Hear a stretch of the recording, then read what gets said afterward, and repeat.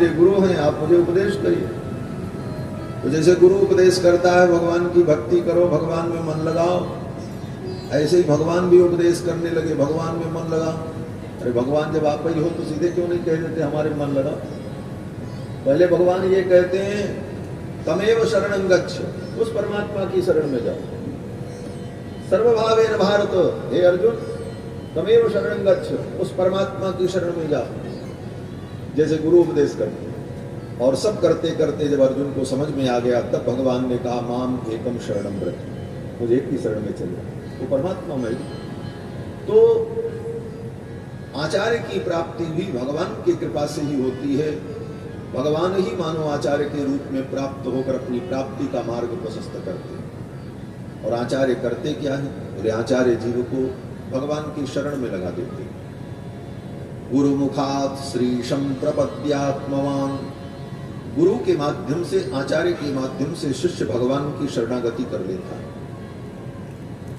कितने लोग कान फुकवा लेते हैं, उनको पता ही नहीं होता इस दीक्षा का मतलब क्या, क्यों लिया, इसका उद्देश्य क्या है। ये दीक्षा केवल कान फुकवाना नहीं है कि जैसे जीवन में सब काम है, ये काम बाकी रहा, चलो ये भी कर लिया। और हमारे पूरब में तो बड़ी विचित्र परंपरा है हमारा, वहां तो मंत्र और दीक्षा से किसी को मतलब नहीं, केवल व्यवहार निभाना। क्या बोले बेटा बेटी की शादी होगी तो बोले शादी में देवताओं का पूजन करना है, तो बोले बिना मंत्र लिए पूजन नहीं करना चाहिए, तो चलो अयोध्या में किसी स्थान को आया। कन्यादान करना है तो मंत्र बिना लिए कन्यादान कैसे करें, इसलिए मंत्र लेना है, उसमें उद्देश्य कन्यादान महत्वपूर्ण है, मंत्र महत्वपूर्ण है।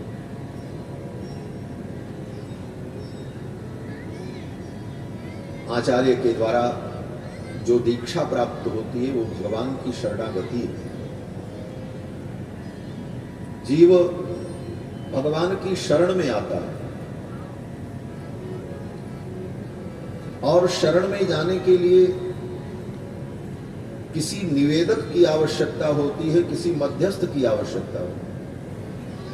आपको न्याय प्राप्त करना है और न्यायाधीश के यहां जाना है, तो आप डायरेक्ट चले जाओ न्यायाधीश के पास, बोले न्याय करो, न्यायाधीश कहेगा इसको बाहर करो गेट से। क्यों? बोले किसी अधिकृत वक्ता के माध्यम से, अधिकृत वक्ता ही अधिवक्ता होता है, जिसको वकील कहते हैं। अधिकृत वक्ता के माध्यम से जब तुम अपने पक्ष को यहां पर रखोगे तब तुम्हारे पक्ष पर विचार किया जाएगा, अन्यथा।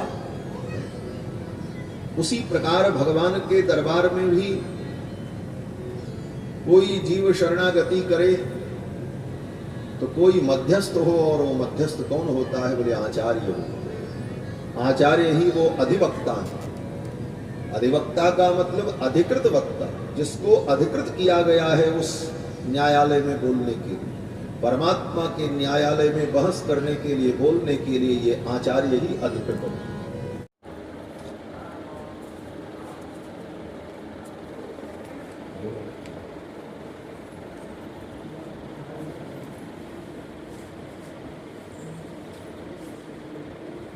धाम का ये बात पिछले साल महाराज जी आए थे, मलुक सर राजेंद्र दास जी, तो राजेंद्र दास के पास महाराज जी समुदाय चरण बंधन हुई थी।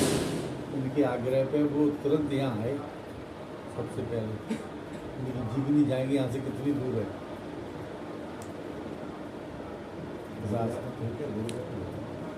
गुरु भाई हैं वो राजेंद्र दास जी।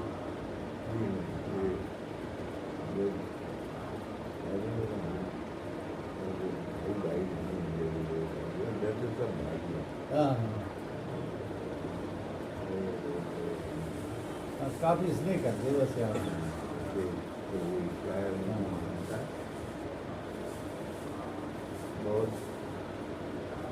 बहुत ही तो सब काम छोड़ दिया हमने कि नहीं, पहले जी नहीं आया।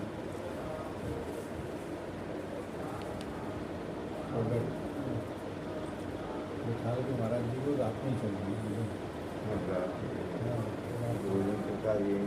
सब यही भोजन प्रसादी यही जी आते रहते ना जी, यहाँ इनको सब पता है।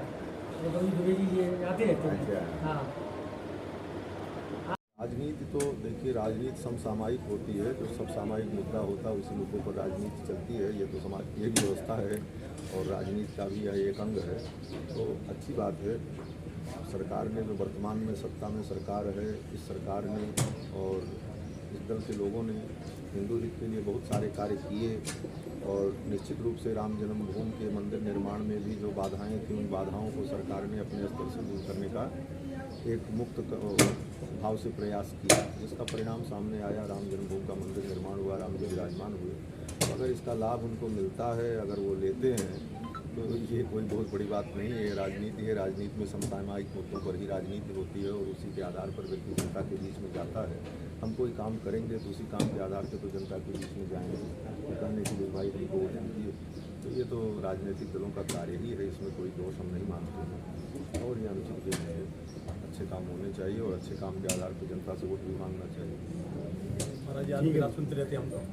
अनेक प्रसंग आपके मुझे बुखाकर याद है, आपकी किताब बहुत सुनता हूँ मैं टीवी पर बैठ के, जो प्रयास करते हैं कि संभव नहीं है।